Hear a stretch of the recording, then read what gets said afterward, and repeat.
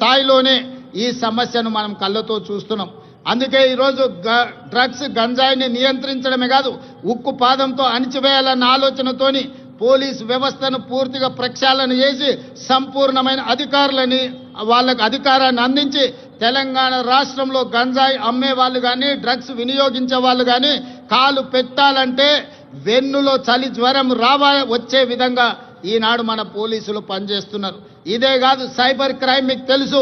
ప్రతిరోజు cyber crime ద్వారా మోసపోయిన వాళ్ళని ఎంతో మందిని టీవీలో పేపర్లలో చూస్తున్నాం.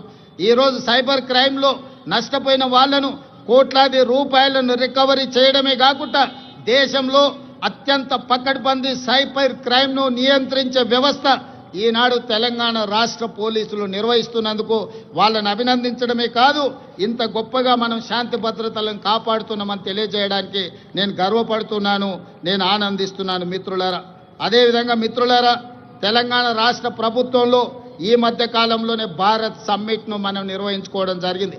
భారత్ సమ్మిట్ ద్వారా దాదాపుగా 100 దేశాలకు సంబంధించిన ప్రతినిధులు హైదరాబాదు నగరానికి వచ్చి తెలంగాణ రాష్ట్రంలో పెట్టుబడులకు అనువైన అంశాలను, పరిపాలనలో సరళీకృతమైన విధానాలను, అదేవిధంగా ఇక్కడ ఉన్న శాంతి భద్రతలను, ప్రభుత్వం ఇస్తున్న అనుమతులతో పాటు ఇక్కడ ప్రజల యొక్క హక్కులను కాపాడడానికి ప్రజాస్వామిక వ్యవస్థలను బలోపేతం చేసి ప్రపంచానికే ఆదర్శంగా నిలబడి డాక్టర్ బాబాసాహెబ్ అంబేద్కర్ గారు అందించిన రాజ్యాంగాన్ని తూచా తప్పకుండా అమలు చేస్తున్న తెలంగాణ ప్రభుత్వం గురించి భారత్ సమ్మిట్లో 100 పైగా దేశాలు పాల్గొని 3 రోజులు తెలంగాణ రాష్ట్ర ప్రభుత్వం తీసుకుంటున్న చర్యలను నిశితంగా గమనించి వాళ్ళు అభినందించడమే కాదు, 100 దేశాలలో ఈరోజు తెలంగాణ రాష్ట్రం గురించి, హైదరాబాదు నగరం గురించి వాళ్ళు ప్రచారం కల్పిస్తున్నారని చెప్పడానికి నేను సంతోషపడుతున్నాను.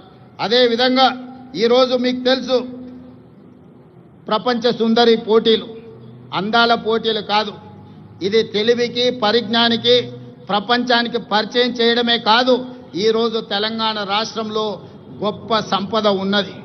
గుడులకు సంబంధించి కానీ, ప్రకృతి సౌందర్యం కానీ మన ప్రాంతంలో ఎన్నో ఉన్నాయి.